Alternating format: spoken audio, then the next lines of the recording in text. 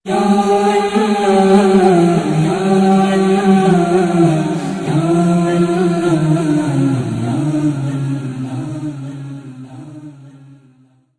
اللہ الرحمن الرحیم۔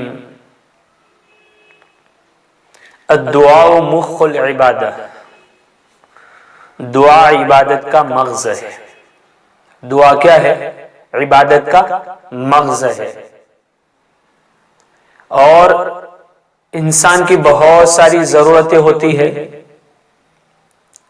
وہ ان تمام ضرورتوں کو اللہ کے خزانے سے مانگے۔ کس سے مانگے؟ اللہ کے خزانے سے مانگے۔ نبی کریم صلی اللہ علیہ وسلم نے فرمایا کہ اگر تمہارے جوتے کا تسمہ ٹوٹ جائے تو اللہ سے کہو، گھر میں نمک ختم ہو جائے تو اللہ سے کہو۔ کس سے کہو؟ اللہ سے۔ اللہ سے دعا کرو کہ یا اللہ میرے جوتے کا تسمہ پٹی ٹوٹ گئی، اور اللہ سے کہو کہ میرے گھر میں نمک ختم ہو گیا۔ ایک معمولی چیز ہے نا، جوتے کی پٹی کا ٹوٹ جانا۔ عام طور پر اس میں ذہن انسان کا اسباب کی طرف جاتا ہے، کسی موچی کے پاس چلے جائے، پٹی بنوا لے۔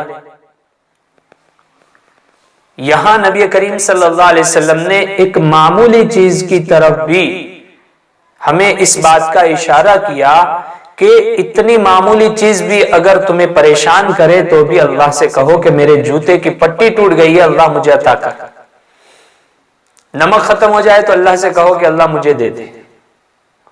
تو دعائیں اللہ سے مانگنی چاہیے۔ اللہ دعا مانگنے والوں سے خوش ہوتا ہے۔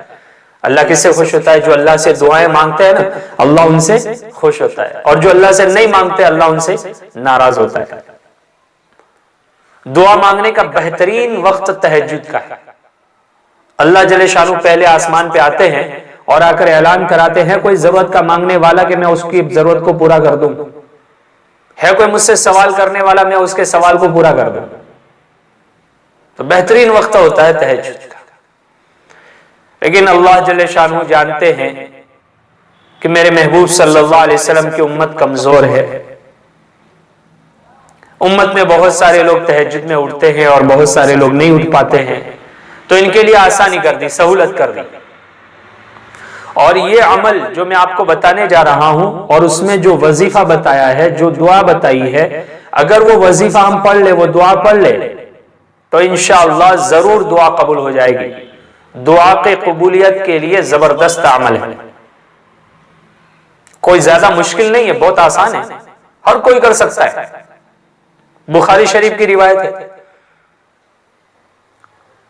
جب کسی انسان کی رات کو آنکھ کھل جائے، کسی بھی وقت کھل جائے، 12 بجے، 1 بجے، 2 بجے، جب بھی آنکھ کھلے، آنکھ کھلنے کے بعد وہ یہ پڑھے لا الہ الا اللہ وحدہ لا شریک لہ لہ الملک ولہ الحمد وہو علی کل شیء قدیر۔ لا الہ الا اللہ وحدہ لا شریک لہ لہ الملک ولہ الحمد وہو علی کل شیء قدیر، یہ پڑھے، اور اس کے بعد یہ پڑھے الحمدللہ، سبحان اللہ، لا الہ الا اللہ، اللہ اکبر، ولا حول ولا قوت الا باللہ۔ بس اتنا پڑھنا ہے۔ اتنا پڑھنے کے بعد یوں کہے اللہم اغفر لی، اے اللہ میری مغفرت کر دے، تو اللہ اس کی مغفرت کر دے گا، اور اس کے علاوہ کوئی اور دعا مانگے تو اللہ اس کی دعا کو قبول کر لے گا، اور اگر اٹھ کر کے وضو کر کے نماز پڑھنا شروع کر دے اللہ اس کی نماز کو بھی قبول کر لے گا۔ آسان عمل ہے، رات کو آنکھ کھل جاتی ہے، بس یاد کر لیں، معمولی سا ہے۔ چوتھا کلمہ ہی تو ہے لا الہ الا اللہ وحدہ لا شریک لہ لہ الملک ولہ الحمد وہو علی کل شیء قدیر۔ اس کے بعد تیسرا کلمہ ہے، تھوڑا سا لفظ کا فرق ہے۔ ہم تیسرے کلمے میں پڑھتے ہیں سبحان اللہ والحمد للہ ولا الہ الا اللہ واللہ اکبر۔ اب یہاں کیا کرنا ہے؟ پہلے سبحان اللہ نہیں ہے، پہلے الحمدللہ، پھر سبحان اللہ، الحمدللہ، سبحان اللہ، لا الہ الا اللہ، اللہ اکبر، لا حول ولا قوت الا باللہ، اور پھر اپنی جو بھی دعا ہے اللہ سے مانگے اس وقت انشاءاللہ وہ دعا ضرور قبول ہوگی، اور اللہ تبارک و تعالی اس وظیفے کی برکت سے دعا کو قبول فرما کر کے جو مانگے گا اللہ سے اسے ملے گا، اللہ کے غیبی خزانے سے اسے ملے گا۔ تو یہ مختصر سی دعا، مختصر سا وظیفہ ہے، اس کو یاد کر لے، جب بھی رات کو نیند کھلے یہ پڑھ کر کے اللہ سے دعا کرے، انشاءاللہ ضرور مراد پوری ہوگی۔ شكرا يا ربي شكرا، هديت قلبي شكرا